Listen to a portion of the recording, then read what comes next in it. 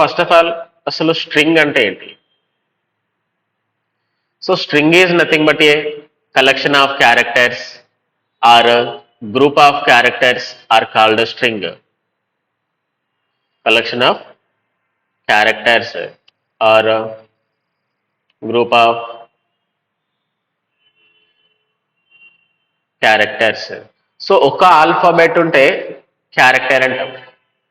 ఒకటి కంటే ఆల్ఫాబెట్ ఉంటే దాన్ని మనం ఏమంటామంటే స్ట్రింగ్ అంటాం. ఒక ఆల్ఫాబెట్ అయితే character, more than one alphabet అయితే మనం ఏమనాలి అంటే స్ట్రింగ్స్ అనాలి. సో ఇప్పుడు మనము ఈ స్ట్రింగ్స్ ని ఎట్లా యూజ్ చేయాలి అనేది చూద్దాము. సో ఇప్పుడు ప్రీవియస్ లో కేవలం ఇంటూ టైప్ ఒకటి మాత్రమే వాడాము. సో అదే ప్యాటర్న్ లోపల ఇప్పుడు మనం ఏ టైప్ ని యూజ్ చేయాలి అంటే స్ట్రింగ్ టైప్ ని మనం యూజ్ చేయాల్సి ఉంటుంది. సో దీని మీద ఎగ్జాంపుల్ ఎట్లా యూజ్ చేయాలనేది చూద్దాము. సో న్యూ ఫైల్ అయితే తీసుకుంటున్నాను, జావా ఫైల్.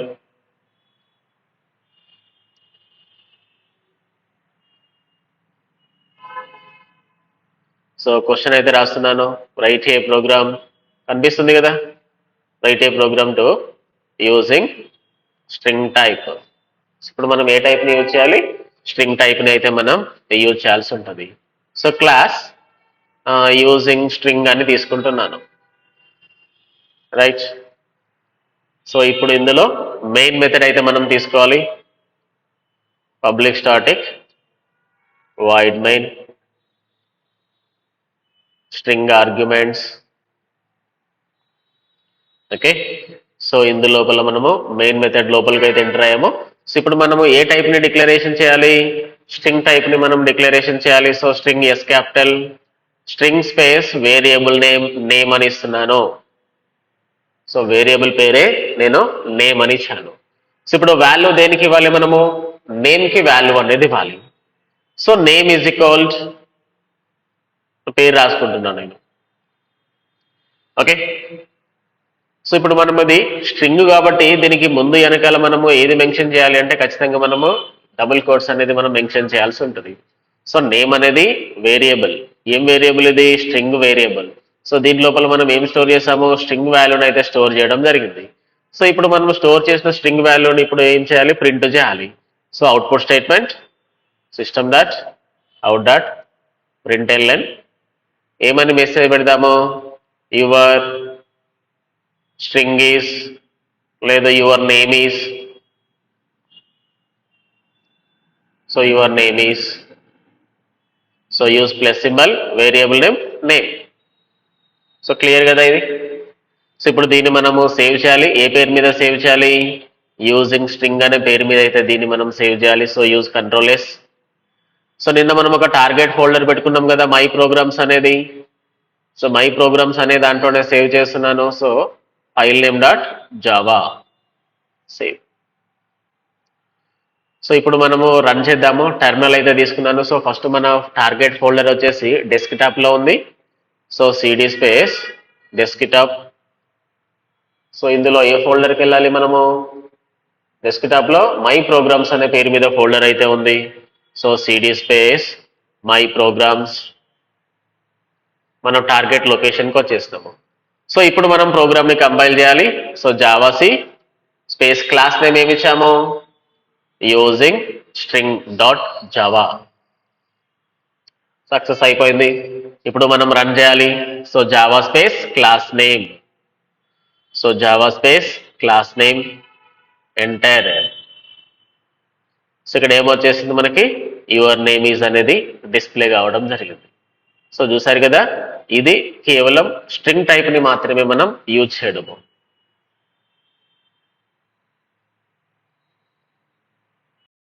సో ఇందాక టాపిక్ లో ఇంటీజర్స్ ని సపరేట్ చేసాము, స్ట్రింగ్లని సపరేట్ చేసాము. సో ఇప్పుడు మనము ఒకటే ప్రోగ్రామ్ లో అట్ ద సేమ్ టైం ఇటు ఇంటీజర్స్ ని ఇటు స్ట్రింగ్ టైప్స్ ని సో రెండింటిని ఎట్లా యూజ్ చేయాలి అనే దాని మీద ఒక చిన్న ఎగ్జాంపుల్ అయితే తీసుకుందాము.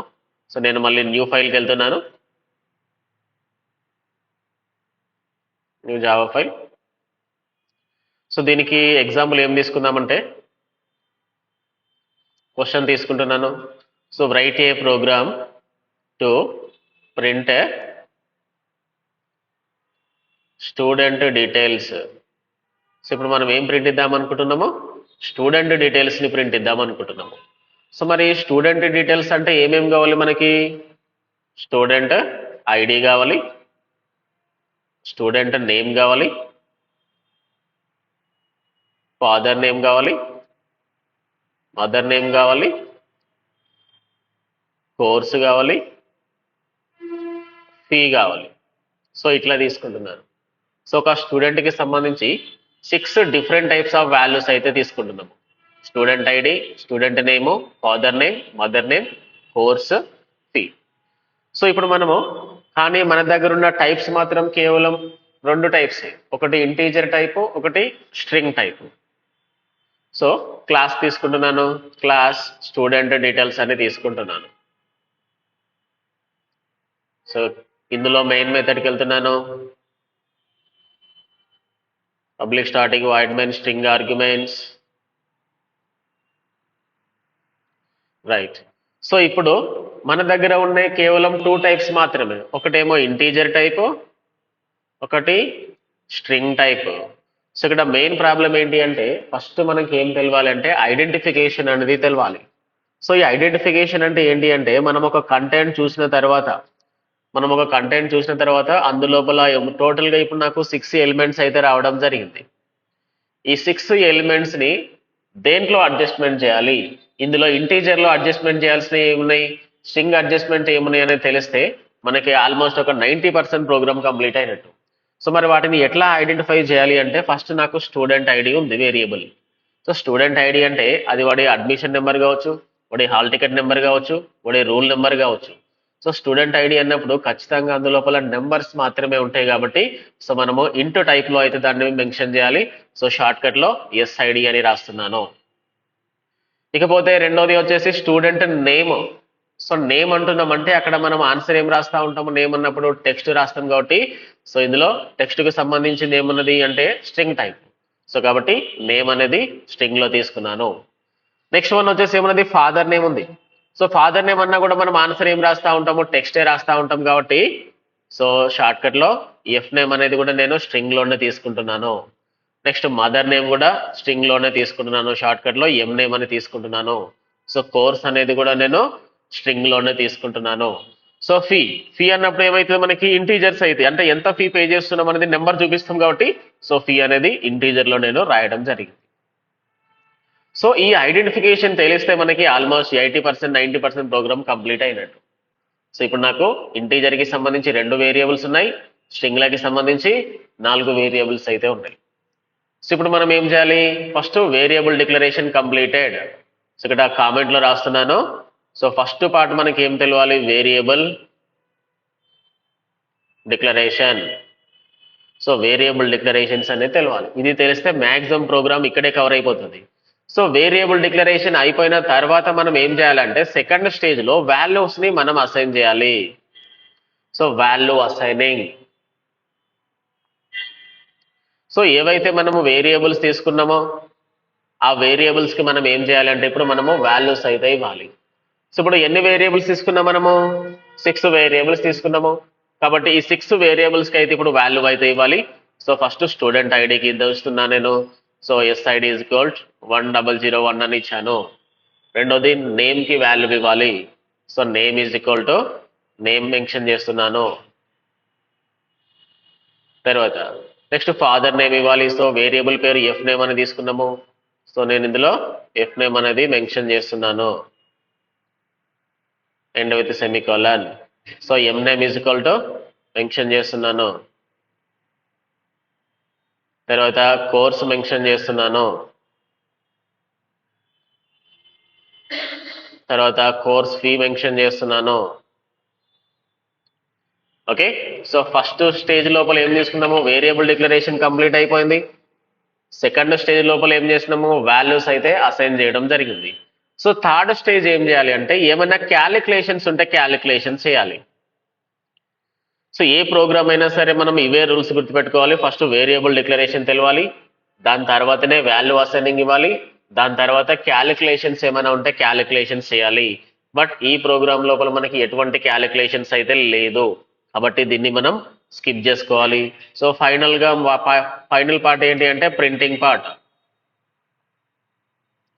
So printing. సో ఇప్పుడు మనము వేరియబుల్ని డిక్లేర్ చేసినాం, వాటికి వాల్యూస్ ఇచ్చేసినాం, వాటి అన్నిటిని కూడా మనం ఇప్పుడు ఏం చేయాలంటే ప్రింట్ అయితే చేయాలి. సో అవుట్పుట్ స్టేట్మెంట్ అయితే తీసుకుంటున్నాను, system dot out dot println. So first ఒక హెడ్డింగ్ లాగా అయితే నేను తీసుకుందాం అనుకుంటున్నాను. సో జస్ట్ ఒక హెడ్డింగ్ లాగా అయితే తీసుకుంటున్నాను, స్టూడెంట్ డీటెయిల్స్ అని తీసుకుంటున్నాను. జస్ట్ హైలైట్ చేయడం కోసం మాత్రమే ఇట్లా తీసుకుంటున్నాను నేను. సో దీని కింద ఒక బ్రేక్ లైన్ అయితే పెట్టుకుంటున్నాను. సో ఈ బ్రేక్ లైన్ మీనింగ్ ఏంటి అంటే, మనం ఏదైనా హెడ్డింగ్ రాసినప్పుడు కింద అండర్ లైన్స్ పెడతా ఉంటాం కదా, సో అండర్ లైన్ ప్యాటర్న్ కోసం నేను ఈక్వల్స్ అయితే తీసుకుంటున్నాను. సో ఇప్పుడు ఫస్ట్ మనం స్టూడెంట్ ఐడిని అయితే ప్రింట్ చేయాలి.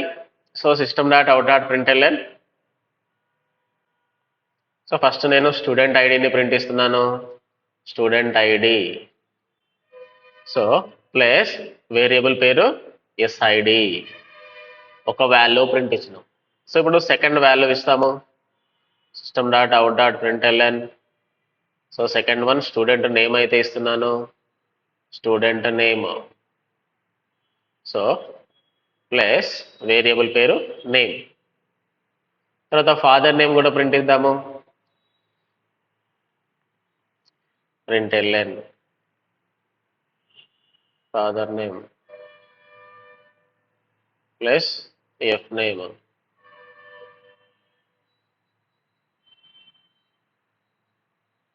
ప్రింట్ఎల్ఎన్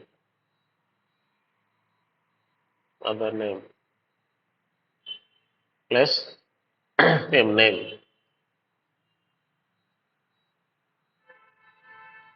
ప్రింట్ఎల్ఎన్ తర్వాత కోర్స్ నేమ్ అయితే తీసుకుంటున్నాను, plus course. And finally fee.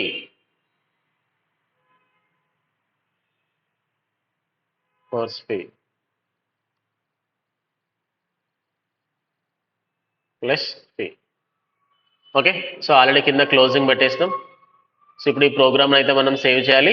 So ఇప్పుడు ఈ ప్రోగ్రామ్ని మనం ఏ పేరు మీద సేవ్ చేయాలి, స్టూడెంట్ డీటెయిల్స్ అనే పేరు మీద అయితే మనం సేవ్ చేయాలి. సో నేను ఈ నేమ్ని అయితే కాపీ చేసుకుంటున్నాను, control C and again control S. So location my ప్రోగ్రామ్స్లోనే ఉంది. So paste. So class name dot Java, save,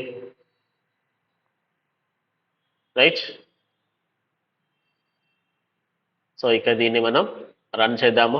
so కింద టెర్మినల్ ఉంది already. So java C space student details dot java, enter, success. So Java space class name, enter. So ఇక్కడ మనకి క్లియర్గా mention అయింది. So student details కింద ఒక border line. So తర్వాత ఆ డీటెయిల్స్ అనేది అన్నీ కూడా మనకి ప్రింట్ కావడం జరిగింది. సో క్లియరా? సో ఇది integer type and string type రెండిటి కాంబినేషన్స్ లోపల మనం ఒక చిన్న ఎగ్జాంపుల్ తీసుకుందాం. ఇది బేసిక్ లెవెల్ లోపల మాత్రమే.